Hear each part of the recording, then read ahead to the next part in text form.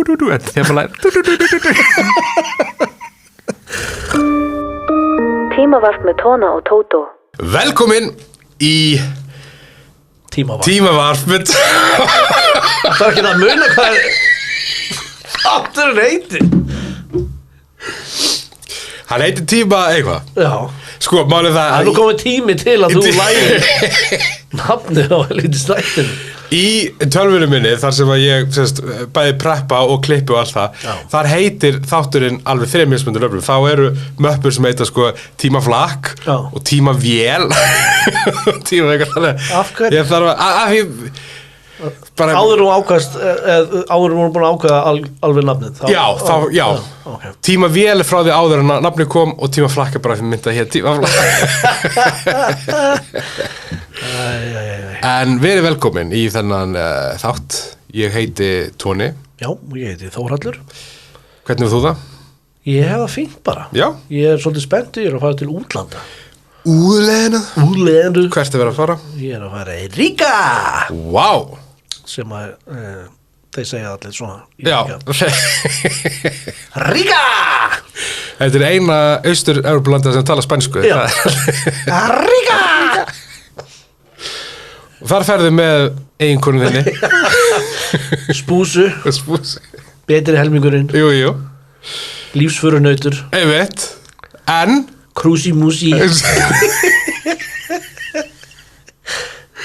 En komið aftur. Þannig að við komum aftur. Það er planið. Já, ef hlustendur eru að panika akkurat núna og kemur þá enginn annar þátt, er hann bara fluttur til Ríga. Í verstafalli þá alltaf munum við gera Zoom þátt frá Ríga. Já. Ef þú ákveður að flytja. Óla frá Ríga.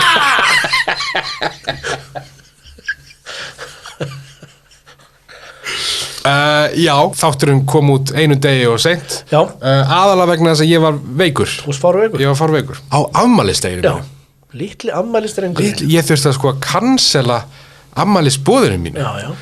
Það var svaka partí sem varst búin að plana. Ég var búin að plana. Var ekki 3 að koma í heimsókn þig? Jú. Nei, byrju 4. Nú. Já, 4, já, við erum 5. Já, við erum 5.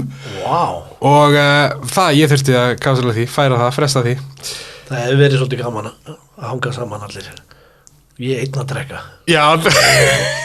Nei, ég hefði fengið mér einn eða 2. Einn afmælis Tóni viltur. Já, ok, það hefur fengið smá. Já, það hefur hingað til ekki stoppað þig. Sko reynda síðast þegar vorum að fara hittum svona að spila, þá hélt ég að fólk ætlaði að fá sér bjór, þannig ég kom með bjór. Þú komst ekki með bjór, þú komst með 12 bjóra. Og litla light. Fyrir þeir sem drekka bjór vita að það er ekki það mikið. En það var samt en það var engin. Það var 12 fleiri bjórar. Eigum það okkur nammi. Og kannski crazy eðlu þegar við settum pipar á stúdíu. Já, hún var svolítið spicy. Hún var spicy. Á að Tony Pepperoni mætlur með. Það var gaman. Það var mjög gaman. Já. Mér finnst undarlegt að þú hefur munið eftir þessu. Ég var svo rosalega öðruðað af litlum light. Við höfum gefið út TikToks. Bara minn ykkur á það. Já. Við gáum út TikTok sem líklegast vinsalast TikTokið okkar hingað til. Já. Sem er live við 2. Þú að koma út úr skápnum pínum sem podcast prinsessa. Já. Að segja ég heiti Þórhallur. Já. Þetta við viljum ekki spoila neinu. En þetta er byggt náttúrulega á svona mými og Já. En hérna Ég er með annað í huga fyrir okkur, sko. Já, við þurfum að taka svona einhver trend, sko. Við þurfum að taka Tóni og Tótó trenda. Við byrjum að taka ASL Ice Bucket Challenge.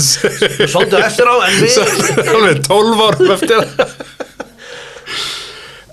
Já, þannig endilega kíkja á TikTok fyrir það. Ég vil byrja þáttinn áður en við förum í ár dagsins, ár vikunar, að segja þér frá, Tótó, að við höfum fengið fyrstu leiðréttingu okkar. Það er komið að því. Það er komið að því. Það hlaut að koma að því.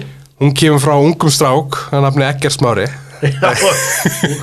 Unglingurinn eilíðarunglingurinn, Eggert Smári er sem sagt uppistandari og er með ensk open mic shows á Lómunni eða Dubliner, eins og sem ég kalla það á sunnudögum og þriðjudögum og svo eru svona showcase show á laugardögum sem kostar inn á en endilega kíkja á allavega sunnudagur og þriðjudaginn bara heitir Comedy in Iceland Comedy in Iceland á Instagram og allt það var hægt að fylgjast með hvað að gerast hann er ekki bara uppistandari heldur líka körfubolta knappi og nörd körfubolta nörd og við sögðum í þætti 2 sem snýrist 1991 þá sögðum við orðrétt að 7. nóvember 1991 hafi bandaríski körfuknattleiksmaðurinn Magic Johnson tilkynnt að hann væri með HIV sem batt enda á feril hans þetta stóð bara á Wikipedia og ég er fyrst þess að viðurkenna hvað stóð eftir þess að setja það stóð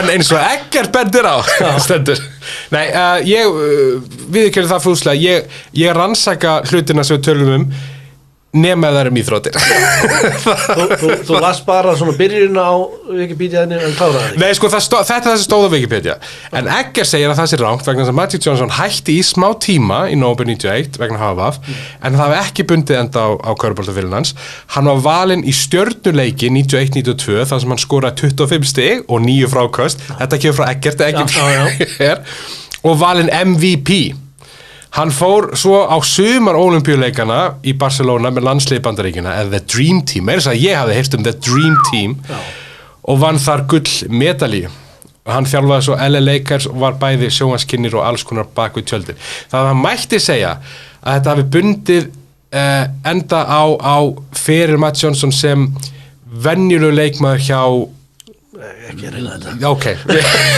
við bara byggjast afsökun á þessu ekki reyna þetta og eins og ég segi, ég rannsaka hlutir nema að tekist íþróttum og í staði fyrir að vera eitthvað og nú ætla ég að byrja að rannsaka íþróttir við bara sleppum íþróttum ef við nefnum aftur íþróttir þá munum við rannsaka það aðeins betur en sko eins og liðsfélagi hans Magic, hann Michael Jordan þeir spiluðu lengi saman þeir voru allt gott teimi og hérna spiluðu með Boston Boston Rangers the Boston Bottoms þetta er nákvæmlega heimildir já, þetta færði ekki á Wikipedia nei það veit enginn að þess nei, ég nenni ekki að fá að skila bara að geta þetta djók herðum, árvikunar það er ekkert annað heldur en 2005 What a year það er ár sem við báðir munum vel eftir bara get ekki hægt að hugsa það nákvæmlega, sem er tragikomiskt vegna þess að það er bara fullorðið fungerandi fólk í samfélaginu í dag sem sko fæddist 2005 þannig að það er bara rosalega skrítið já, það segir pínu það fólk má kaupa, það má fara í ríkið það má kjósa það má stofna séreigna það má spara það má stofna fyrirtæki það má stofna fyrirtæki það má eigna spann ef kona sem er fætt þetta árið verður ólétt þá er enginn eitthvað ólétta komin tími til já, þannig að þetta er samfélagið sem við lifum í þetta er Ísland í dag á Íslandi bjuggu 296.734 í byrjun árs hvað þættir þú marga af þeim? það er góð spurning Þórhallur já, takk vegna varstu búin að reikna það út? ég er búin að reikna samkvæmt Wikipedia, þá þekkti ég við förum út í að kannski seinna en ég flytt til Íslands sem sagt áramótin 2004-2005 þannig að ég þekki ekki það marga af þessi, ég er alltaf, þú veist, fjölskyldumeðlimi en sem svona vinir að þá í byrjun árs þá náttúrulega í raun og veru, þú veist, skólinn byrjar ekki fyrir 5. janúar, þannig í byrjun árs þú byrjar bara á nulli ég byrjar á nulli, fyrir utan fjölskyldumeðlimi í raun og veru, þannig sé sem með, þú veist, það er ekkert að marka það, þú tekur það ekkert með nei, nú sérstaklega það sem að þau þurfa að þekka þig, skilju já, nákvæmlega það var ekkert val það var þau sögðu við mig please ekki telja okkur með ekki minnast á okkur við viljum ekki vera partur af þínum en alltaf að segja okkur hvaðan þú fluttir Danmörku, það sem ég hafði búið síðustu 4 ár Danmark, fá Åhus í Danmark og já, við förum út það seinna, en það bjuggu sér 296.784 á Íslandi og 1000 krónur voru 370 krónur samkvæmt verðlagsreiknivél Hagstofu Íslands. Hvernig segir það á dönsku? 370 króna 370 króna Þetta alltaf reynum við þurfum að finna nafn á verðlagsreiknivél, við þurfum Vigga eða eitthvað svona Védís þú veist að gefur hún orðin góð ving, hún þriðji mækin í þessu podcasti. Yfir 20 íbúðir, allar á höfuðborgarsvæðinu, rifu 15 milljón króna múrin. Þar voru 12 metnar á 55 milljónir. Wow. Geturðu ímyndaðir svo dýra íbúð? Það bara 50 milljónir. Bara yfir 50 milljónir. Svo kallað góðæri ríkti í þjóðfélaginu. Fyrirtæki tóku mörg upp viðskipti Group, þar á meðal Æslandi Group, FL Group, Baugu Group, Actavis Group, Adorka Group og Avion Group, bara til þess að nefna, þetta var ekki tæmandi listi, bara til þess að nefna nokkur. Þetta var svona eins og í gamla dag þá sko hétu allar hljómsveitir eitthvað Flokkurinn. Já, Abba Flokkurinn. Það var alltaf bætt við eitthvað Abba Flokkurinn, hétu hér sitt vinsælasta lag. En það var svona HLH-flokkurinn, svolítið svona parodi að kalla sig flokkurinn og svona grína því. Já. Allt grúp. Allt grúp. Ég fekk mitt fyrsta Gmail, þannig að 2005-2006, og það var Tony Group. Tony Group. Sem var mjög fyndið í einhver svona ári viðbót. Og síðan það. Tony Group, ADK.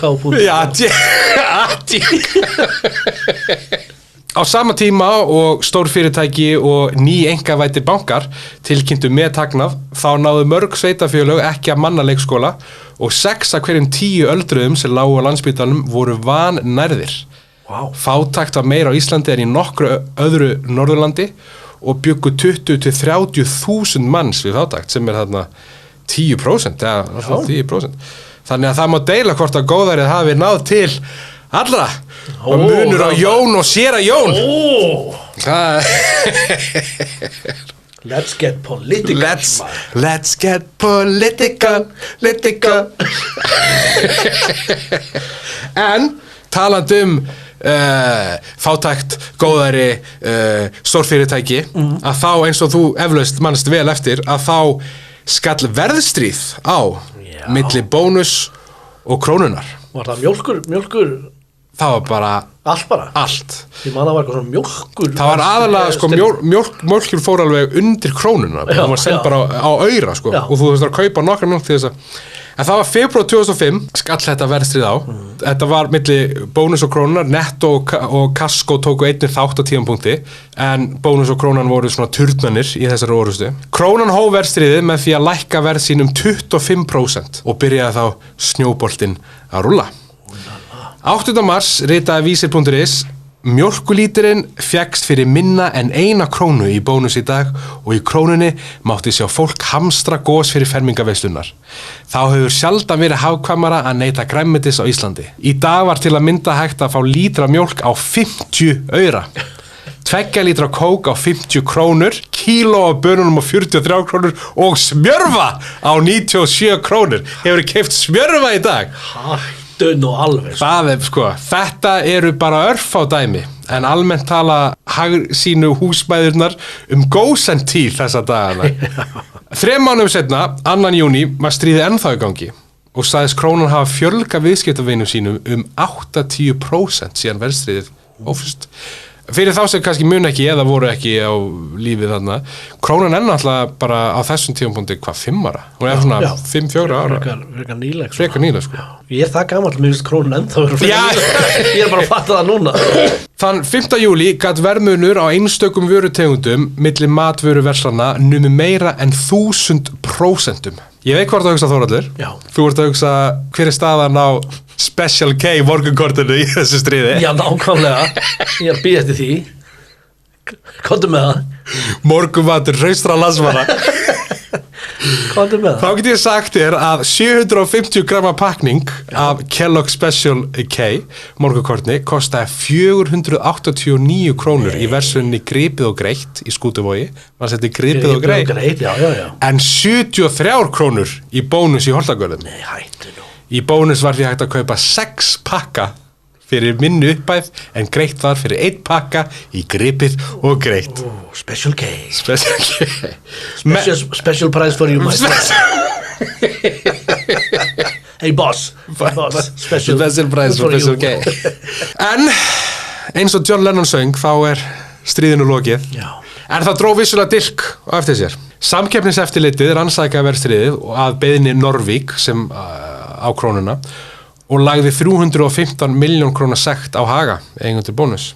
Það svoleiðis. Árið 2016, 11 árum síðar, dæmdi Héraðsdómur Reykjavíkur Haga til að greiða Norvík tæpar 280 milljónum króna í skaðabætur fyrir að brjóta gegn samkeppnislögum í verðstríðinu. Og þá, sem sagt, dómurinn segir að krónan væri rétti af því að hún var nýrri á markaðnum og lægri, minni fyrirtæki, þá máttu þau lækka 25% og hefja svona ákveð stríð, en bónus mátti ekki svara með því að lækka eins mikið. Hagar áfrýjuðu til Hæstaréttar og enduðu með að þurfa að greiða Norvík 51 milljón. Þannig að þetta endaði... Þeir sletta láguru verðskýrinu. Sem eiga það.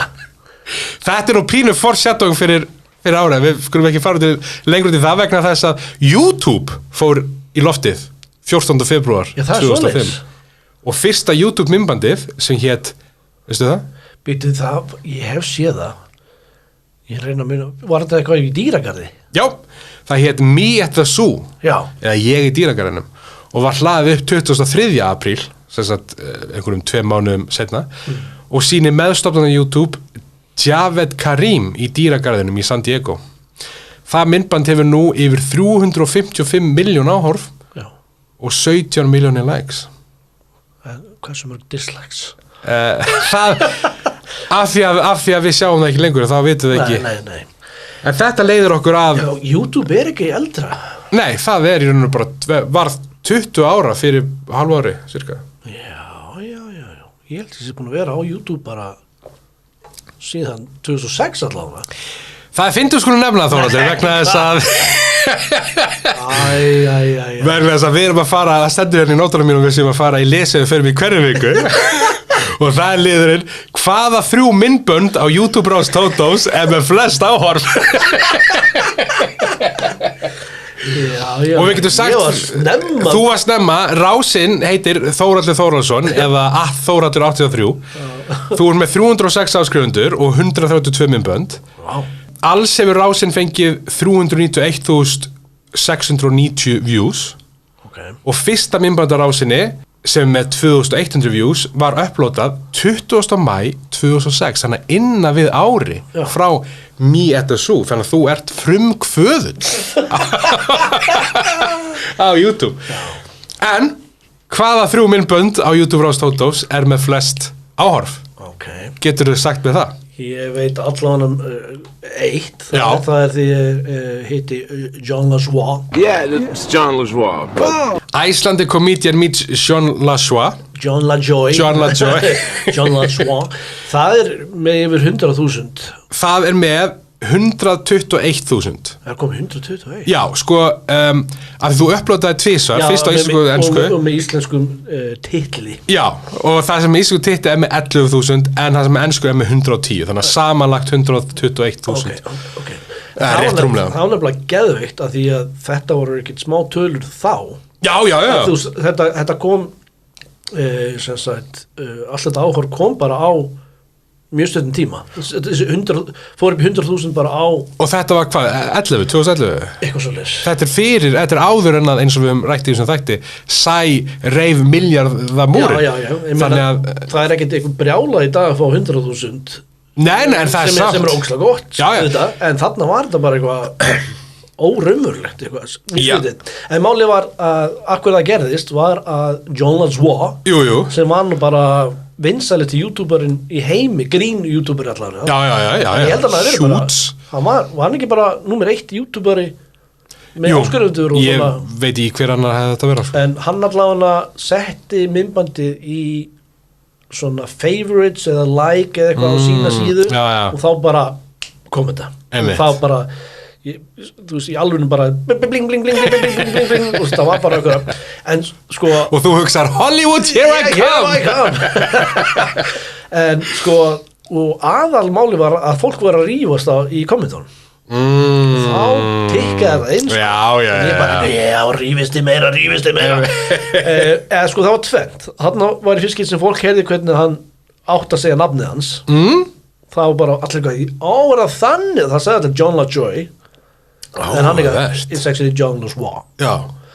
Og það var allir bara what, er það þannig sem þú segir nafnið hans? Og bara það fór bara bum.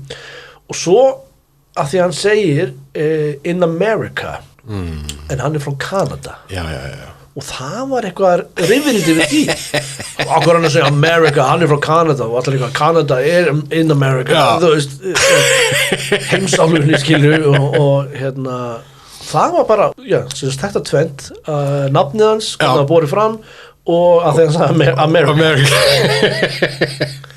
Það voru rifrildin sem þá tikkaði þetta inn sko. Það hefur verið örgulega bara á sínum tíma mest séða íslenska YouTube-myndbandi myndi ég halda, fyrir utan kannski eitthvað svona eitthvað Björk tónlistarmyndbandi en þetta var allavega bara svolítið klikkað og en svo bara hefur ekkert gert síðan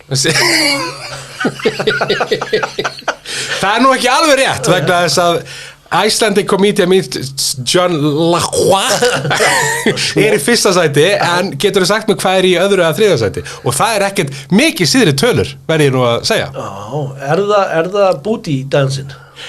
Ice Blobby shakes his booty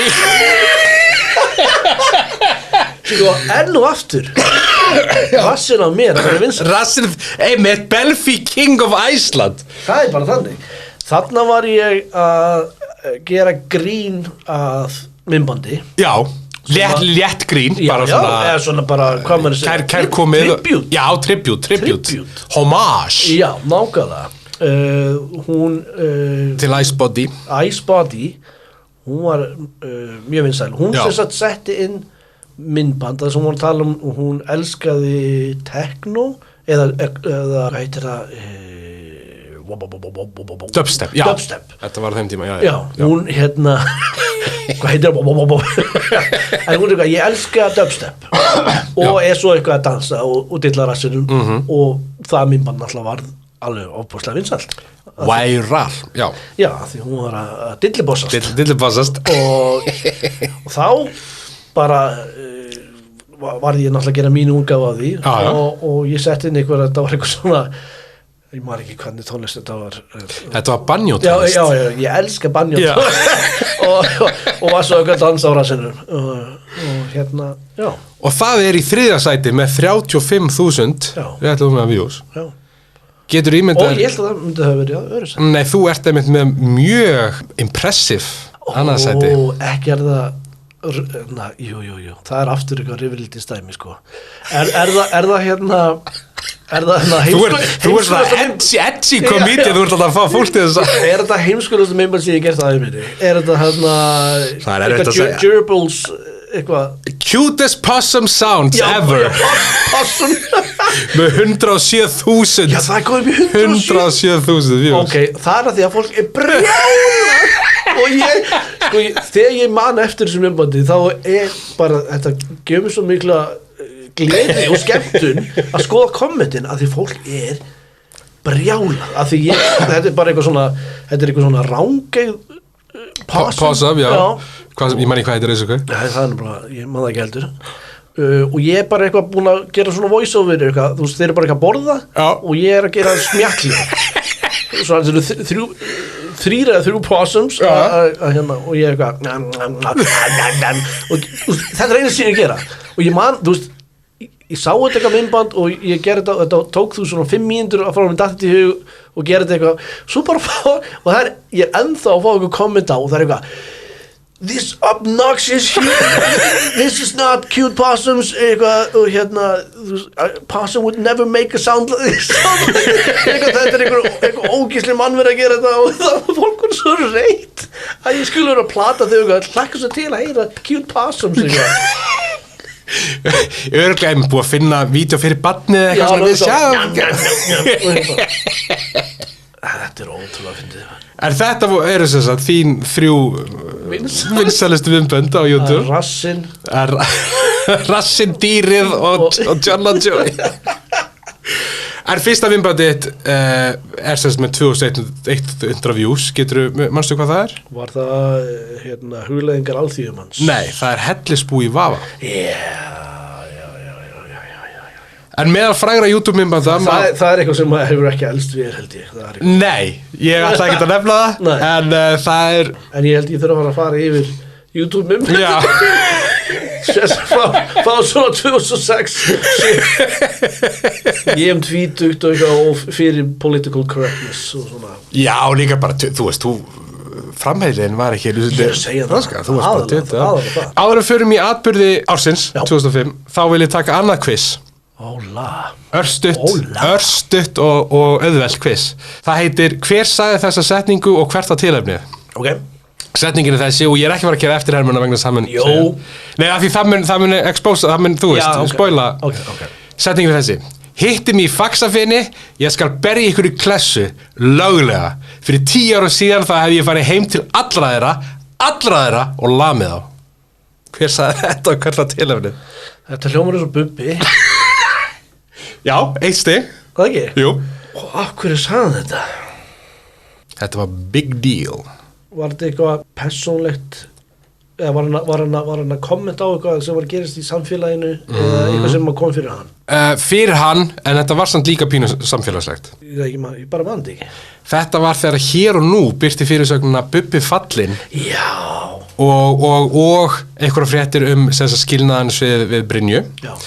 Og hann var að tala hann til eiganda, meðal hans eiganda Hér og Nú og Síð og Heyrt og DFF og slúður fjölmiðla. Að því það náttúrulega var bara fyrirsögnin Bubbi fallinn og þá allir bara, hann er komin í neyslu aftur. Þetta er náttúrulega svona clickbait, fyrir utan að það er ekki hægt að klikka. Þetta er bara bait. Flettibait.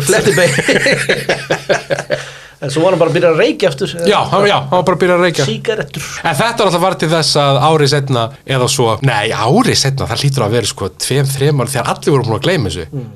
Að þá mætir hann með nýju konuna sína á edduverðun til þess að tilkynna og þá segir konun hans Bubbi, er það rétt að heyra að þú sett fallinn? Og Bubbi segir Fyrir þér. Og fólk var eitthvað Já, byttur þú alveg, já.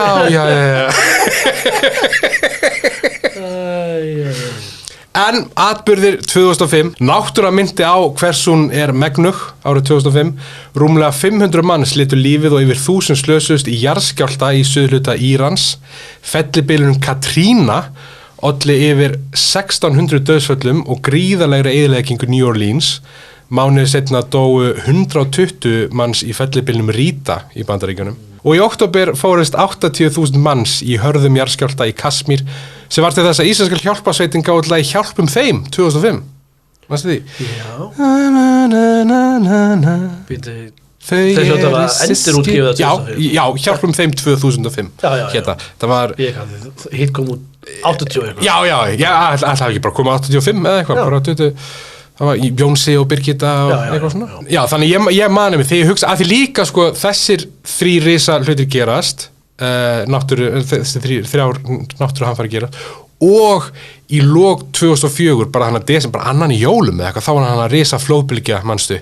Já. Þannig að þetta var svona, þetta voru alveg 12 mánuðir af gríðarlegum hamförum, En við förum í gegnum atburðina. 13. janúar myndir af Harry Bretaprins klæddum í nasista búning á krífumballi voru fordæfðar. Skrítið, einmitt. Má ekkert. En ég meina hefur einhver prins gert eitthvað slæmt síðan? Það er spurning, einhver annar prins lendi í vandræðum. Hann bara fórnaði sér fyrir. Það er engin annar lendi í, þú veist, einhverjum skandal. Nei, engin í fjölskyldu, engin í konungsfjölskyldunni, ekkert vesen á neinum. Aðalega vegna þess að þeir hafa þann líkamlega eiginleika þeir geta ekki svitnað og það er Ekkilegt. 21. janúar, heilsíðu auglýsing birtist í The New York Times þar sem hópur Íslendinga bað Íraka afsökunar á því að Ísland skyldi vera á lista yfir hinar svokölluðu viljugu þjóðir. Það hefur nú kostað drjúgan skilding. Heldur. Þetta er ekki, heilsíðu auglýsing í fréttablaðinu kostaði drúgan skilding í New York Times. Já, þetta ekki bændablaðið. Þetta ekki Þetta hefur verið einhver 10-20 skall sem að Hátt upp í það. Hátt upp í það. Ég meina, mjólkin kostaði bara einhver aura, þannig að Þetta reiknað það út, skilur þetta. 4. mars, ítalski arkitektarnemin Luigi Sposito var handtekinn á skemmtistaðnum Sirkus. Lögreglumenn höfðu eldan og fylgst með honum eftir að hann tók ljósmyndir af Alþingishúsinu. Þeir héldu að hann væri hryðjuverkamaður. Svo reyndist ekki. Manstu eftir þessu? Eitthvað ráma mikið. Já, en bara þegar maður að taka mynd af... Já, hann var að taka ljósmynd. Það sem alltaf hafa skal í huga þarna, fyrir það sem er búin að gleyma eða einmitt eru ungir, þetta er... Fyrir túrismann. Þetta er fyrir túrismann, þetta er 4 árum eftir 11. september. Já. Þannig að það er paranoian er... Ég meina, þú veist, hversu margir ferðamenn eru að taka myndir af öllum þessu byggingum í dag, skilur? Það er einmitt, og bara öllum... Maður að taka myndir! Já. Af því að það er arkitektarnir. Já, það var náttúrulega svolítið paranoia í gangi. 27. mars, Bobby Fischer er leystur úr haldi Japana og flýgur til Íslands. Hann bjó hér til dauðadags 2007. Já. Hann var sérst í fangelsi í Japan vegna þess að vegabréfið hans hann út. Já. Og eitthvað svona. Og er það eina? Já, og hann alltaf, þú veist, fyrir það var búið að vera alls konar kontroversi, hann flúði eða yfirgaf Bandaríkin og hann var eitthvað svona svaka dæmi. Tónt vesen á honum. Tónt vesen á honum, sko. Já. Og hann var ásakaður einhverja gyðingaantúð og eitthvað. Hann var kontroversial figure, sko. Hann var rock og roll stjarna skáksins. Það er bara þannig. Manstu þegar að Jim Norton kom til Íslands 2019 eða whatever, þá var einmitt bara til þess að fara í Bobby Fischer húsið, sko. Já, ég meina, eins og segja, ég er að vinna í ferðað þjónustinni, leysumæður. Já. Það kemur fyrir að það er einhverjum menn sem er spenntið fyrir þessu, skilur. Bara keiri kring Selfossi, eitthvað, er ekki eitthvað, af því það er Bobby Fischer safn á Selfossi. Já. Og ég held að er ekki bara það sem hann er gaman líka. Jú, ég held að, jú. Þannig að það er einhver stundum kemur, ekkert oft, en það kemur fyrir einhver viti þetta eða á þetta, sko. Fiska eftir einhverjum sögum á honum Fischer kallinum. Hver geta kóið sér í Bobba? Já. Bobby Fischersund. Endur nefna það hérna. 2. apríl, Jóhannes Páll Páfi annar dó og milljónir manna flykktust til Vatíkansins til að votta hinum látna virðingu sína.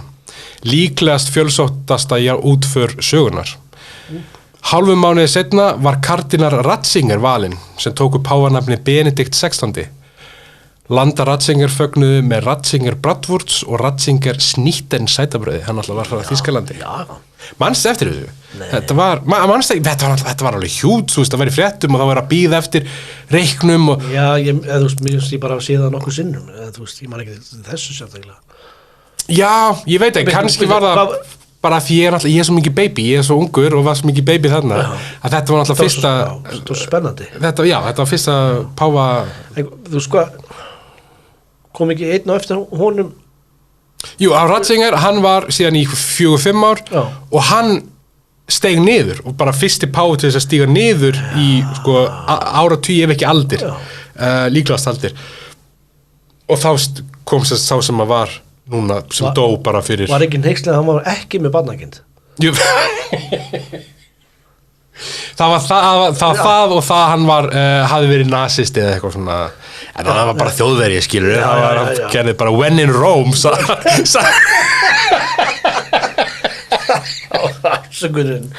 sagði og benti kring svo, þegar þeir voru í Rome, þegar þeir sagði when in Rome, wink wink. 2. maí, Svanhildur Hólm var gestur hjá Ópru. Varstu þessu? Í innslaginu Ópra fer með þér heiminn. Þar var fjallað Ísland. Innslagi fór illa í marga Íslandinga sem voru móðgæri við því hvernig Svanhildur og Þórunn Lárusdóttir sem sendir myndband kynntu Ísland sem klísjukenda greddu miðstöð. Það var, þau tölum alltaf það var hann að brennivínið og eitthvað svona og við borðum þorramat og eitthvað og svo var mikið talað kynlíf íslenska kvenna og það að, þú veist, stundar kynlíf á fyrsta deiti. Já, fyrir ekki endilega að fara að giftast. Já, einmitt það væri, þú veist, einmitt, og það engsta mæður væri bara svona kassu hlutur eða fattur eitthvað svona.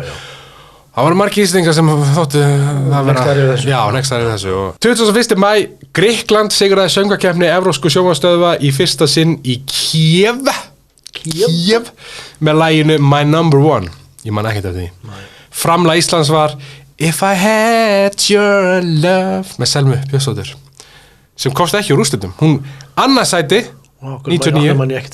Það var svona arabísk dvæp down, down, down, down, down. Og var það þegar allir voru herm eftir Toxic já og þegar var svona það var arabískt væp í poptónlistinni já það var rosa mikið já og það var meðan sann en hún komst ekki manni úr þetta var fyrsta skipti sem voru minni mig sem voru undanúrslit og við fórum og komist og við vorum bara þú veist þetta Selma í annað skipti hún er að fara hana það var stólið af henni sigur sætinu síðast hún er að fara hana núna til þess að taka það bara, tilbaka en komst í miður ekki áfram 15. júní, lítill hópur fólks skvetti grænu skýri á ráðstefnu gesti á Hótel Nordica til að mótmæla stór iðju. Pól Gilli skipuleggjandi var handtekinn og dæmdur í 2 mánaða skilorðsbundið fangelsi. Þetta, mannst eftir þessu? Þetta virkaði vel hjá þeim allavega. Þetta, öll stór iðja búin. Hvað ætla hann Gilli Hvað ætla hann sé í dag? Gilli Gilli Hvað ertu Gilli Hvað ertu að mótmæla núna Gilli 2. júlí tónleikaröðin Live Aid gegn fátækt fór fram á 10 stöðum víðsvegar heiminn. Það hét Live Aid uppalega 80s AID þarna hét þetta Live 8 bæði vegna þess að þetta var sama tíma og G8 fundurinn var og að þetta var sérst á 8 mismunandi stöðum í 8 mismunandi löndum og þú veist og það var eitt var London og þar þú veist kom Robbie Williams og eitthvað og svo var eitt þú veist í bandu eitt og eitthvað svona 7. júlí hryðjuverka árás í London 4 sjálfsmorðsprengjuárásir urðu 56 manns að bana í London. Bak við árásina stóðu 4 breskir karlar. Hálfum mánuði seinna voru afturgerðar árásir í London en í þetta sinn var eina fórnarlambið brasilísku rafvirki sem lögregla hélt að væri hryðjuverkamaður og skutu í flýti. Manstu þessu? Var þetta neðanjarðarlestin hans? Já, ég man eftir þessu. Ég held að ég hafi verið á leiðin til London á svipum tíma sko. Stuttu eftir þetta. Já. Og litli kvíða og það bara ég að fara að lenda yfir sprungin í tætlu en það gerist ekki ég man ekki, ég var alveg með stressaður að fara þetta voru eins og tölum að þetta voru 10 tímar já. En þetta var náttúrulega samt sko það var þannig að 11. september svo kemur þetta og svo kemur í Madrid eða ekki árið setna eða já það var, mannst eftir hérna, það var terror level, það var alltaf, nú terror level yellow eitthvað, byggt á þetta var, þú veist, bara feeling bara já, þetta var bara eitthvað væp og þetta var litakerfi já, eitthvað og það var bara appelsinu gult í dag já, ekki appelsinu gult 7. september Davíð Oddsson, frægt illmenni sem var á lista Times yfir 225 people to blame for the financial crisis hætti á þingi mánuði setna fór hann sjálfskipaður í seðlabankastjórastöðu þrátt fyrir að hafa hvorki menntun nýja reynslu til þess. Þetta gerði 7. september 30. Þetta er hlutlust Ég er bara að taka staðreyndir saman. Þetta bara stendur á Wikipedia. Davíð Oddsson og Magic Johnson Magic Oddsson er svo að kalla 30. september umdeildar skopteikningar af Muhammed spámanni birtust í danska dagblaðinu. Var þú aldeilis fjæðra fók? Heldur betur. Sko, sem maður, þú veist, ég man á þeim tíma, tekið gríni eitthvað, við vorum með 2 stríð í gangi, þarna í Vesturlandi, við vorum slátrandi 10 ef ekki 100 íbúum í Vesturlöndum á hverjum degi, kannski að þetta hafi verið óþarfi, kannski að þetta hafi verið... Þetta var ekkert smá, svona... Já, líka sko, að þetta var, þú veist, þetta var teikningar, ég man að ein teikning var sko Múhameð með svona túrban og svo tók hann túrban af og hann með sprengju undir svona teiknumynda já, til að sína einmitt að þetta er sprengjufólki á saman tíma við vorum að sprengja upp Bagdad en þetta, já, ég man, og svo náttúrulega var úr þessu sama ári setna náttúrulega South Park gerðu grín sem sýnir samt pínum svona samfélagið sem við búum í að frægasta við hana þátt í dag og á þeim tíma var það að þessi þáttir fjölluð voru að dissa Manstu Family Guy. Þetta var eitthvað svona two-part event og þetta byrjaði sem að það var hana Simpsons already did it, þú veist, eitthvað og svo farar að dissa, að segja Family Guy sé skrifaðar af, hvernig var að skrifaðar einhvern kvörlum sem að sækja hugmyndir, einhvern random hugmyndir og setja þess og svo í lokin, einmitt, þá er bara teiknubind, það sem að Jesus og Múhameð það var öllu drullufokki, það var aðalega bara fast að dissa Family Guy. Oh my God. Það sýnir kannski að það sé svona Múhameð hins vestræna heim, það er Peter Griffin, það er ekki dirfast að segja réttu. En 19. október, réttarhöldin yfir Saddam Hussein hófust, talandi hef ég einhvern veginn sagt þér, afi minn sálugi var Saddam Hussein var ekki Saddam Hussein en leit nákvæmlega eins út og Saddam Hussein og var með mústasi yfirvaraskeggi og ég eins og við nefndum áðan bjó í Danmörku þegar að Íraksstríðið byrjar og allt það og ég var með ég og bróður og þú spölslega voru með mynd af afa upp á vegg og það gerðist oftar en einu sinni að einhver vinur kom í heimsókn var bara eitthvað af hverju er þið mynd af Saddam Hussein hann er í guðatrúlega á Íslandi Saddam Hussein og giftur íslensku konur og tvíbara nei, byrjuðu, ég röglust eitthvað saman 24. október kvennafrídagurinn síðari ein fjölmennustu mótmæli sem hafa verið skipulögð á Íslandi konur gengu út klukkan 14:08 en þá var vinnuframlag kvenna lokið miðað við hlutfallsleg laun karlmanna talir að 50.000 konur og karlar hafi lagt leið sína niður í miðbæ Reykjavíkur með potta og ýmis áhöld. Já. Síðan gangan átti sér stað hafa konur lagt störf sér niður tvisvar árið 2010 og 2016. Ef heldur fram sem horfir þá þurfa konur að bíða til ársins 2068 til þess að vera með sömu laun og karlar. Manst eftir þessu, þú veist, þetta var alveg svona hjút stíl og ég man að það fór allt í samfélaginu í fokk. Það er bara þannig. Bara öll störf sem konur störfuði bara lögðust niður frá 14:08 þú veist, ég man að fréttatíminn var í bulli, þú veist, og bara það var allt í rugl skynjalega my sisters Tóni stiður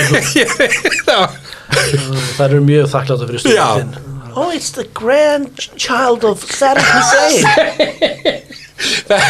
þetta er eins og margir þegar að afabarn, nei hvernig var það frændi Osama Bin Laden fór í American Idol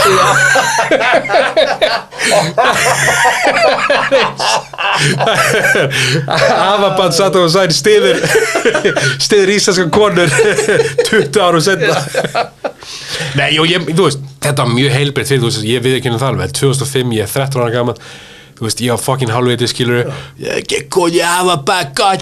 eitthvað, skilur og svo gerist þetta og bara, þú veist, þjóðfélagið fer á hliðina eitthvað 10. desember, Unnur Birna Vilhjálmsdóttir sigraði keppninni Ungfrú heimur 2005 í Sanya í Kína já þetta er náttúrulega nálægt þér í hjartastað já þú náttúrulega varst með henni þú varst með henni í bíómynd Jóhannes mikið rétt þú og Unnur Birna þannig að hringdur í hana ég held ég hef aldrei hitt hana sko það var líka ekki, svo mynd komin ekki þú veist 3 árum setna eða eitthvað þannig að þú kannski við leikum ekki neinu atriði saman nei, en þetta, þetta var þetta er síðan skiptið sem bara Íslandskona hefur unnið en var þriðji alls eða ekki, nei hvað var 2 það allavega var ekki mammennar og var ekki Linda P eða eitthvað svona, jú þannig að, þriðja skiptið sem þetta var svaka big deal já 22. desember þetta er nálægt hjartaðinu Kiefer Sutherland mæti til landsins í annað sinn Og það kannski margir sem hugsa að Kiefer Sutherland, flottur maður, styð hann og allt sem tekist honum, en af hverju hann í atburðir sem gerðist árið 2005? Tótó, segðu okkur af hverju hann í atburðir sem gerðist árið 2005? Hann var bara í 24 og rosa flottu gaur og... Já, svo var bara búið. Og svo var bara búið? Já. Þið langaði að hitta hann, þið langaði að segja hæ. Hvað veist þú það? Varst þú á staðnum? Nei, ég bara Þú veist, ég vissi ekki eins og á honum á Þú varst bara Ég held að þú reyna að fá mig til að segja ykkur vandræðilega sögu af mér en ég bara veit ekki hvað það tala Nei, ok, ég er ennþá í dag mikill 24 maður eins og margir bara elskaði 24 og ég og bróður minn byggum saman á þessum tíma og við þá bara heilu stund að ára 24 og bróður minn var svo mikill fan að hann nýbúinn og þá ég meina nýbúinn bara kannski 2 vikur síðan að hann nýbúinn að breyta ringitónu á símónu sínum og hann var með sem sagt ringitónin hjá sem var í þáttunum CTI CTI Counter-Terrorist Intelligence og secure the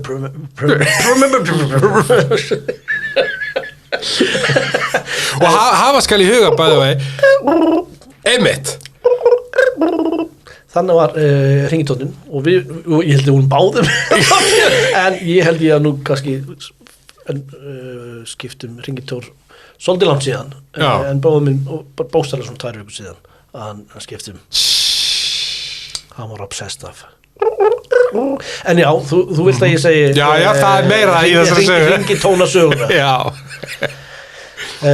þú veist þetta var eitt af þessum momentum í lífi mínu þar sem maður hefði kannski ekki átt að segja frá skilur, maður gerir eitthvað maður dettur eitthvað í hug og eitthvað svona vandrarlegt og maður á bara að halda því fyrir sjálf og sig ég ósammála, alltaf frá en allavega kemur það eitthvað í fréttum eða einhvern veginn frétti að því að Kiefer Sutherland á landinu náttúrulega og fréttan sé downtown líklegast á NASA að spila með og ég sem sagt á þessum tíma átti ég heima á Njálsgötunni allan ég átti heima mjög nálægt Tjörninni það ekki Njálsgötu, það eitthvað annað ég man ekki okkur, ég man það ekki núna ég man aldrei neitt það er eitthvað að heilunum mínum ég held að ég er búin að fatta það eftir þess að þætti hérna þú marst þess að sögu og það er þess að skipti og ég svona ég man ekki hvort ég reyndi að draga bróðum mig með eða ekki og hann hefur verið of stoltur með sjálfsvirðingu og ákvað að vera heima eða hvort að ég hafi bara ekki látað hann vita og bara hlaupið út og ég hljóp niður á Austurvöll og þar sé ég glitta í Jack Bauer og hann á leiðinni inn á NASA og ég ætla ekki að öskra á hann þú veist, hey Kiefer nei, það hey Kiefer þú sagði vandrar það er vandrar hey Kiefer Jack Bauer secure the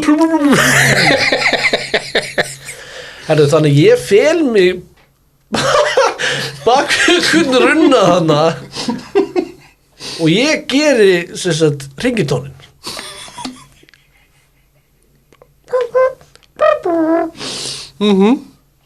að því í mínum huga þá ég held að hún myndi finnast það svo sniðugt að hann myndi svona who's that? Who did that? og þetta mér Kiefer Sutherland who that? og hann svo bjóðu með messir á NASA og við erum bestu við you know what this guy did? Do it again og ég svo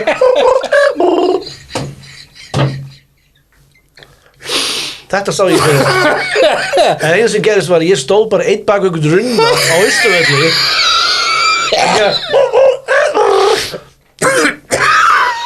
og einu sem að horfa á mig voru bara rónandir á Austurvelli hvað er það að gera? og svo þegar ég þau misti eitthvað að segja frá þessari sög þú getur ekki ímyndað hversu spenntur ég var þegar ég áttaði mig á að Kiefer Sutherland kom þetta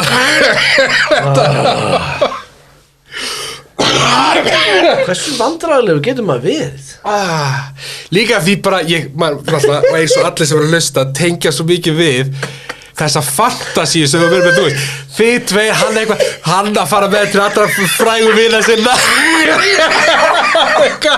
Jack Viska ekki vissamt af þeim að þeir eru allir hérna bara nei, Jim Carrey er að með og hann eitthvað, oh, I do voices too eitthvað svo skiptist á símanum hringdi í minn síma þá er ég með númerið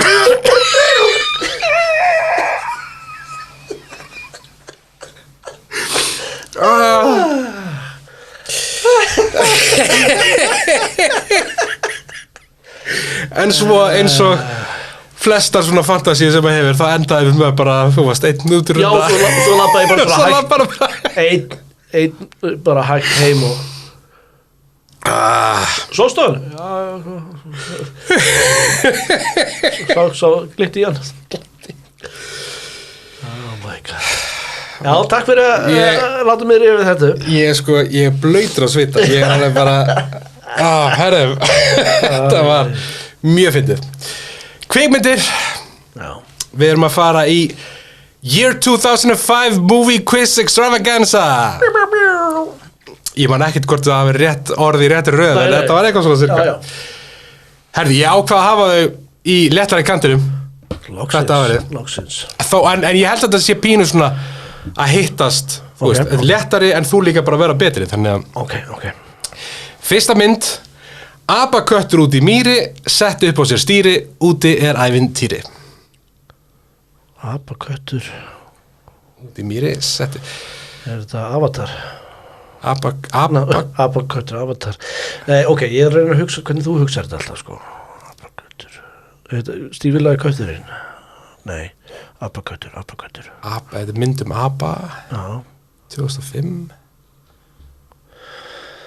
var ég hérna Planet of the Apes eitthvað nei, en að þú hugsar hín frægasta apamynd það mynda nei, ég veit ekki King Kong já akkur apaköttur það er köttur út í mýri setti þessu stýri út já, en apaköttur lítill það er ekki King Kong apaköttur eru litli svona já, það er api, þú veist nei, og hann er górilla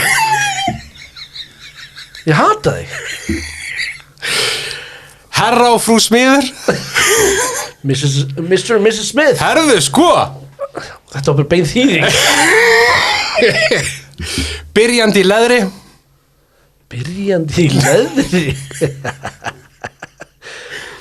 er þetta ok, býtu ég sé fyrir mig bara hérna Catwoman í svona leðurfötum þú ert ekki langt frá, sko já, Batman Begins og loka mynd gömul vinkuna Tótós í miðbænum var það þegar voru að taka þessu myndu þá mynd já, þetta er sem sagt Little Trip to Heaven Vartu að láta mig segja þá sögur já, heldur betur var það 2005 það hefur verið var það árið sem bara ég hitti alla Hollywood leikara það hefur verið annarkort, myndi kemur út 2005 þannig að annarkort 2005 eða 2004 já, ok þetta var hún hérna Julia Stiles já, þegar ég sem sagt var á röltinu á Laugaveginum já og ég er að labba niður Laugavegin og ég næ sambandi við stúlku já og ég horfi á hana og ég segi býtti þessi ekki úr Seljakverjunni ég kannast ég við hana allir voru við ekkert saman eða eitthvað svona og rosalega svona Seljakverjusleg hún er það þegar nefnir já, sko. Og ég þú veist, ég gerir svona vandarlegt höfuð svona hei og hún gera það svona móti bara veist, á ég að vita hver þetta er hann að vinna í myndinni eða, þetta var ótrúlega vandræðalegt og ég var bara eitthvað svona svo eitthvað og þá var ég ennþá meira vissu við höfum sofið saman og þetta er eitthvað ótrúlega vandræðilegt og svo náttúrulega bara kom fréttir eitthvað að það var að taka þessa myndu upp ég gæti að fara Julia Stiles og ég held hún var eitthvað stelp og selja hverjum en það sýnir kannski bara hversu alþjóðleg hún er og svona en sko, svo man ég að ég gerði svona farsíma merkið eða hringdi í mig skili og ég sagði og það virkaði og þið eru gift í dag já, við búum saman í seljakörunni Total Styles einhvern son sem heitir Harry annars kom út það árið Revenge of the Sith, Sin City, V for Vendetta, 40-year-old virgin og íslenska myndir eins og Strákarnir okkar og Voxnum mennska Million Dollar Baby vann Oscarinn fyrir myndir sem kom út árið 2004 en árið setna fyrir myndir sem kom út árið 2005 að þá vann Crash Controversial yfir myndir eins og Brokeback Mountain, Capote og Walk the Line það er sigur sem hefur ekki elst vel og var ekki vinsæll bara þegar hann gerði sko. Tónlist 2005 Foo Fighters, Iron Maiden, Queens of the Stone Age, Franz Ferdinand, Snoop Dogg, Duran Duran, Sonic Youth, Patti Smith, Anthony and the Johnsons, Robert Plant og Kim Larsen komu öll til Íslands og héldu tónleika. Wow. Þetta er líklega alltaf ekki bara svona stærsta tónleika ár bara Íslands sögunar. Svona á alþjóðlegum einmitt. Þetta er bara En var þetta Airwaves eða?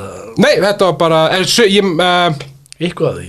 Eitthvað, ég held að Sonic Youth og Patti Smith hafi kannski komið Airwaves, en restin var bara tónleikar í Laugardalshöll og hér og þar og kannski Anthony and the Johnsons hafi verið á gögnu, ég veit það ekki en já, þetta er náttúrulega rosalegt sko NASA kannski með Kífer já, Kífer að kíkja á Kífer að kíkja á NASA hann kom sko í seinna kom með einhverju vin sínum og hljómsveitina hans já, hann náttúrulega er einhver hljómsveit já, það var eitthvað svona, en það var ekki einhver svona fræg, svona, eða þú veist Nei. Ég man ekki svona hvað hann hét það var okkur meira, sko, það var vinsælla þegar Carl Kennedy já, einmitt, kom og var á spot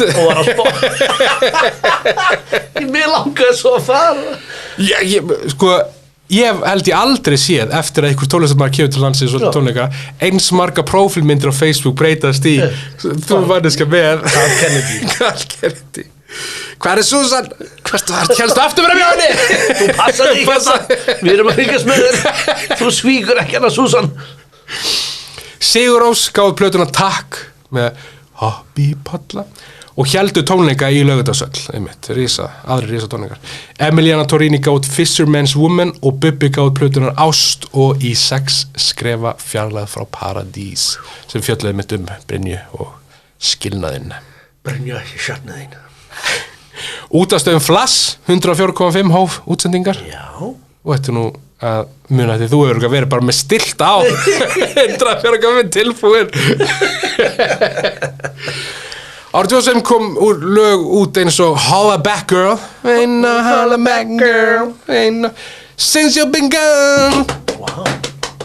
Candy Shop með 50 Cent My Hops, My Hops, My Hops, My Hops My Lovely Lady Love Check It Out og Feel Good Gorillaz og Look at This Photograph wow. með Nickelback wow. Svo má líka nefna bara fyrir mig persónulega að eitt af mínum uppáhaldsplötum alltaf tíma You Can't Imagine How Much Fun We're Having með Atmosphere kom út 2005 Sjónvarpsþættir árið 2005 er rosaleg kategóría og það kom út rosalega margir nýjir sjónvarpsþættir á 2005 sem að við þekkjum enn í dag okay. Þannig að það sem ég ætla að gera í staði fyrir að taka tíma í að lesa það alla á eitthvað þá er það hraðaspurningar okay. Ég nefni þáttinn og þú segir annarkvort slagur sem þýðir að þú varst heima slagur í sófa að horfa okay. eða skvísa sem þýðir að þú varst einhvers þar út að benga skvísu í staði fyrir að horfa Slagur eða skvísa? Hvað? Slagur eða skvísa Tilbúin Ok Grey's Anatomy Skvísa The Office Slaka How I Met Your Mother Skvísa American Dad. Slagur. Prison Break. Slagur. Slagur. Já, það voru allir slagir. Ég var slagur. Þú varst mjög nálægt til að fá þess að tattoo eins og hann er. En það var afselja hverfinu í stæði fyrir að fangilsinu. Prison Break. Supernatural. Já, pínuslagur.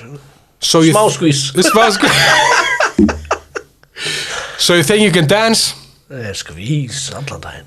It's Always Sunny in Philadelphia. Það sultuslagur maður. Heldur betur. Weeds. Slag. My Name is Earl. Slagur. Extras. Já, kom það þá. Slagur. Ghost Whisperer með Jennifer Love Hewitt og Jamie Kennedy. Skvís verði ég að segja. En ykkur tíma horfði ég það setna bara sem svona heilalaust eitthvað. Já, þetta er svona einmitt. Bara þú getur horft á þátt 18 í seríu 5 skilur og verið ekkert lost. Numbers, Numb 3 Hours. Já, eitthvað. Já, ég man ekki hvort ég hafa hort á það. Það var óglega skvísast. Medium. Það var óglega skvísast. 8 out of 10 Cats. Ég sá það bara allt miklu seinna held ég bara á YouTube og svona. Já. Nei, það var ekki sýnt hérna sko. Ég hef guttaði með 2010 eða eitthvað seinna sko. Clone. Já, slagur.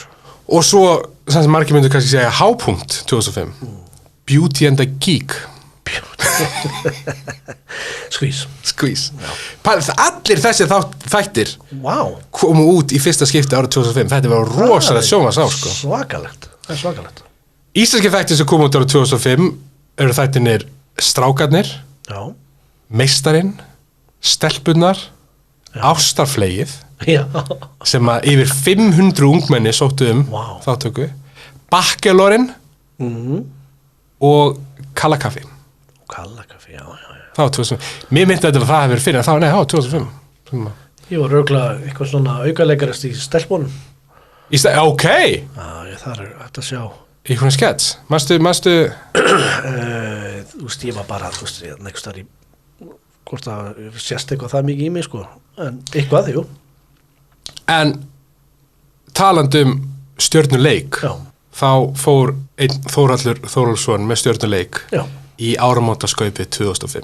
Þar sem að þú leggst meðal annars Þjón sem að Hilmir Snær segir eitthvað við minnum mig og hann segir eitthvað nennan ná í eitthvað og þú eitthvað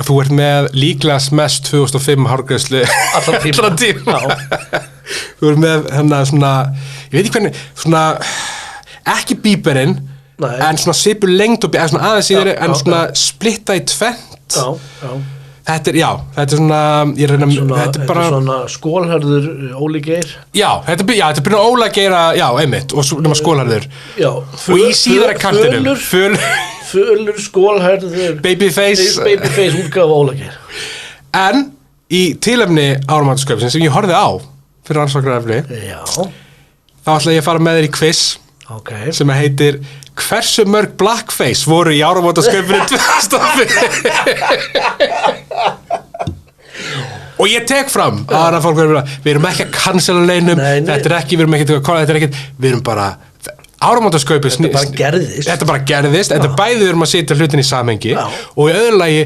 áramótaskaupið snýst að snúa tilbaka og gera grína fortíðinni við erum bara að gera það sama Hversu mörg blackface voru í áramótaskaupinu 2005? Var það 1, var það 2, var það 3 eða var það 3 og 1 brownface? Þetta er svolítið tricky. Sko að því ég finnst þess að það sé ekkert mjög langt sem ég hef séð ykkur verið að deila þessu, þú veist bara, var þetta? Já, ok, ég var ekki. Það var allána 2 blackface. Ok. Hvort það hafi verið 3 og þá brownface líka. Það er rétt hjá þér, það er heldur betur rétt hjá þér. Það var, blackfacein voru 2 rapparar að sjálfsögðu, Oprah, var verið að gera sanneldaði dæminu, og brownfacein var forseti Indlands. Já. Og ég get sagt þér, ég horfði á þetta og mér leiði ekkert óþægilega. Það er ekki rétt, mér leiði mjög óþægilega. Hver var að tala við... Sko, hver var að tala við... Við forseta Indlands. Það var Ólafur Ragnar Grímsson Já. Þeir sem léku Óla Ragnar Grímsson og forseti Íslands voru 2 svona 8 ára krakkar, annars vegar sonur Eddu minni mig Já. og svo eitthvað krakki sem ég kannast ekki við og Ópra var Helga Braga í Blackface og svo rapparnir voru, ég kannast ekki alveg þeir voru vel blakkaðir einhverja 2 konur sem bara ég kannast ekki við en þetta var, ég meina og þetta var ég man ekki til þess að það hafi neitt ég held að það hafi ekki neiksla neitt á þeim tíma við erum ekki, þegar við segjum það þá erum við ekki að segja, þess vegna, bara, þú veist þetta gerðist og svona var samfélagið. Við erum ekki að segja viljum að þetta hefur tekið upp aftur. En svo sannarlega ekki. Af því að, hvað má ekki neitt? Höldum þessu bara í fortíðinni, en það þarf ekki að cancela neinu. Nei, það bara aðalega bara sjokkrandi einmitt að þetta verið 2005. Hefði þetta verið 95, það hefði verið eitthvað sjálfsögð.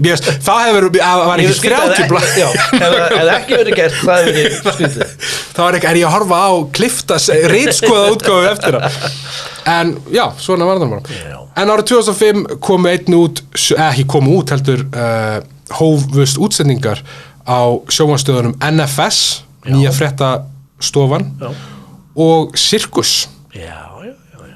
NFS var 24/7, eða ekki? Jú. Það var morgun sjónvarp, það var morgun þú veist og... Íslands CNN, svona basically. Já, það var bara, ég meina, á nóttinu voru kannski einhverjum svona endursýningar. Það var alveg bara yfir allan daginn. Það var ávist á morgun fréttir, svona morgun sjónvarp eitthvað. Já, hádegisfréttir, síðdegisfréttir, kvöldfréttir, miðnættifréttir, það var bara... Nákvæmlega. Og ég man eftir, maður satt stundum, þú veist, að það er náttúrulega enn og aftur, fólk sem er kannski yngra við, að þessum tíma, þetta er fyrir snjallsíma, þetta er fyrir, sko, þetta er í byrjun ADSL, þannig að þú gast verið þannig séðans lengi á netinu þú vildir, en það fóru til hversu mikið þú varst að gera og eitthvað svona, þannig að þú gast ekkert verið eitthvað ótakmark á netinu, þannig að stundum það bara leiddist þér og þá þurftur þú bara að horfa á NFS, skilur eða þú veist alþingisrásina eða eitthvað bara af því að þú veist hvað annars áttar að gera Manstu hvað varst að gera 2005? Manstu hvernig árið byrjaði? Manstu hvað varst að gera áramótin 2005? Nei, ég man það ekki Tókst þetta hvernig náðu surpræsa ég sleppti að byrja á því Nákvæmlega, þakkaði fyrir Ég er 22 og ég held ég bjóð með bróði mínum þarna Horfður á 24 Horfður á 24 sko, dagur minn byrjaði á því að bara til þess að vakna til að hafa ástættur að vakna þá var hort á Neighbours í hádeginu jú að horfa á Carl Kennedy halda fram hjá Susan já, brjálæður við því og svo bara að horfa á 24 og Prison Break kvöldið og ég held ég ekkert við að gera mikið með það í lífinu bara þá sko Þetta er fyrir Finnarsamar Íslands en þetta er þetta ekki árið sem byrjar upp í stand 2005 eða hvað? Eða er þetta ár eftir eða? Sko þannig er ég búin að prófa upp í stand sko ég er náttúrulega að gera það í fyrst skipti 20 á ásatíð í vinnunni ok, það er nú svona 2 ár síðan já, en þú veist, það var ekkert í gangi þannig ég var ekki, þú veist, kannski ég var búin með uppistand 3 svar á 2 mánuðum ég skilði, en samt einn reyndasti uppistandur Íslands svo mikið í gangi nei, það var nú einhverjir kannski sem voru aðeins meira já Radíusbræður náttúrulega Radíusbræður og Jónglarra og Sveit Vóge Pétur Jóhann já, það var svona eitthvað í gangi en ekki mikið en já, ég held ég að bara verið svona kvíðasjúklingur sem var ekki vinna í kvíðan og sínum og bara heima að lifa mjög óheilbrigðu lífi bara andlega og líkamlega já. En sem betur fer þá var það bara tímabil já, bara mjög langt tímabil en hérna 17 átt nei, já, ekki þú veist, svo getur vel verið að eitthvað þú veist ég meina þú varst allavega að leika í áramótasköfuri það er meira en margir geta sagt þú veist, alltaf eitthvað svona smá og ég held ég að vera svolítið mikið að eitthvað aukaleikarast ok það og 2006 allavega 2005-2006 og svo það er 2005 eða 2006 sem maður líka byrja með tímaflakk Já á Rás 2, það var svona grín leikrit sem við vorum með Já. ég Eyvindur og Bjarni Töfra það er 2005 eða 2006 Ok, held 2006 Já, vegna þess að ég leitaði að nafniðinu árið 2005 og fann hvergi einmitt, ég bjóst við það var ekki, það eina sem ég fann ég man ég sendaði Snapchat, hvort hvað hafi verið þú það voru kvöldorð flutt af Þóralli Þórðarsinn á Rástu það var einhver annar en já, það hefur verið þá 2006 sem að tímaflakk Já, jú 2006 já. Þannig að það er 20 ára ammali á næsta ári á tímaflakk Við þurfum að gera reunion Við þurfum að gera eitthvað Reunion þar Ég, eins og ég sagði, var bara nýfluttur til Íslands á Danmörku og var bara talaði mér heim þetta er joke hjá þér en ég náttúrulega það var mikið, ég gleymi aldrei einu sinni þá laði fjölskyldan mín mig í einelti, við vorum að spila Íslandsspilið sem var svona eitthvað Monopoly nema þú veist Íslandi eða eitthvað og ég þurfti að segja orðið sem sagt að eitthvað, þú veist orðið yfir ef eitthvað mest sunnan, mest suður Já. og ég sagði það sem syðst og pabbi grenjaði úr hlátri yfir þú var ekki að segja þetta aftur og þú hérst að Reykjavík var það var ekki, ég held að vinnustæðurinn minn var að taka lán en ekki laun nei, það var ekki ég það var Dilli Danski en ég var korter í Dilli Danski þetta var alltaf hann alltaf, þú veist, hann hafði búið í Danmörku frá þeim að bara 2 ára og flutti þegar hann var, þú veist, 32 hingað og eitthvað, þannig að það er ekki skrítið að hann var ekkert með íslenskuna nei, hann bara mjög flott í sig að miða við, sko já, nákvæmlega en ég var svona korter í að vera komin í það nei, en það var nokkur orð sem að ég myndi að syðst og já, ég bara verð hann að byrja í miðjum 8. bekk fer svo í 9. bekk í Breiðholtsskóla ég man sko það sem ég get bara sagt stærsta kultúrsjokkið var að ég mæti það er allir í peysum í svona þykkum svona fílapeysum og slis, það var ekki í gangi í Danmörku og hlustaði enginn á rap ég var einist, það var allir bara Kiss og ekki bara og Foo Fighters og eitthvað svona rock en líka mikið með bara eitthvað svona Iron Maiden og Pink Floyd, eitthvað svona gamalt og ég var eitthvað, hvert er ég komið? Ég man sko, hann var farið til Danmörkur þegar ég var 15 ára þá var Dickies-buxur já og það var Fruit of the Loom peysur kannski er ég aðeins Fruit of the Loom var kannski aðeins áður en allan var ég í Dickies-buxum þá var bara allir í Dickies-buxum og ég fyrir 15 ára út og þá voru allir í Danmörku að grína mér akkur ég var í fermingabuxunum þú veist þá eins og ég var í einhvern svona jakkafötabuxum vinnufattabuxur en svo kom það eitthvað 2 ára seinna til Danmörku þannig að Ísland alltaf aðeins á undan sko í tískunni já, því ég sá fyrir mig þau voru svo leiðileg við Íslandi það var 2 árum á undan okkur þú komst með Dickisi til Danmörku ég kom með Klamydíu og Dickis með Dick og Dickis herðu og ég þú veist endilega að vita hver ég var áramótin já, það er eins og skiptir máli að þá náttúrulega við flytjum hana áramót við fljúum til Íslands frá Danmörku þú veist, miðan desember eða eitthvað og flytjum kvót inn í íbúðuna en við fáum ekki búslóðina fyrir en byrjun janúar þannig að sterkasta minningi mín af jólum, áramótum og því tímabili 2004-05 var það að allt sem þurfti að fara í ískap var út á svölum í snjónum og það var svona að þurfti að frosi mjólk ef þú vilti fá mjólk það þurfti að fara hálftíma fyrir að ná í hann en já, þannig ég hef bara verið einmitt með fjölskyldu eða eitthvað en vinalaus með fjölskyldu og þannig hefur það aldrei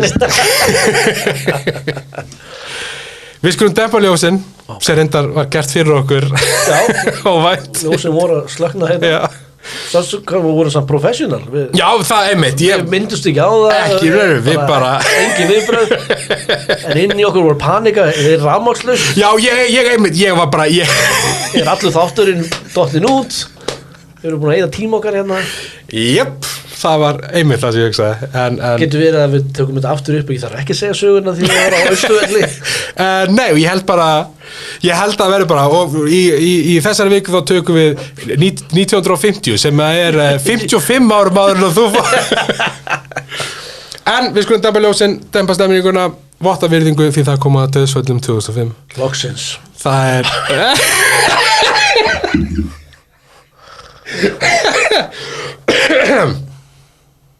Arthur Miller bandarískt leikskáld Hunter S. Thompson bandarískur blaðamaður og rithöfundur Steindóu báður Fear and Loathing in Las Vegas Anne Bancroft þú hlýtur nú að eiginkona Mel Brooks og leikona og Aðalheiður Hólm Spans íslensku verkalýðsforingi Rosa Parks baráttukona Þetta er sniður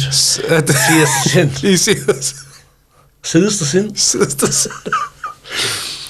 Pat Morita og Richard Pryor hann dó 2005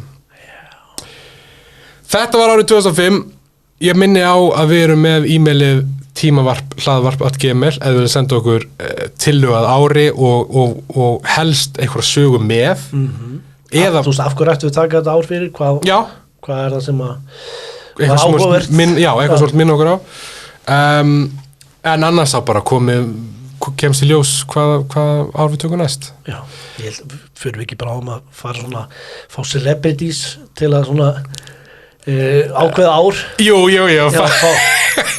svona hann Ari Eldjótt hérna senda okkur æstrákar hvernig var þið takið þetta árið því að það er árið sem ég byrja uppistandi This is Bobby Fischer from the grave please take the year skák og mát Herðu, þú fórst í gegnum alla þáttir á þess að taka einustu eftirhermu Nei, ég tók ykkur áðan Þú tókst alltaf eftirhermu af ríkitónum og það af Jack Bauer og Jack Bauer, já spot on eftirhermu hún var það góð að ég var búin að gleyma mér fannst þess að við spila klippu úr 24 Nákvæmlega Ég heiti Sigur Anton Ég heiti Þórhallur Guð bless ykkur Gilli Gilli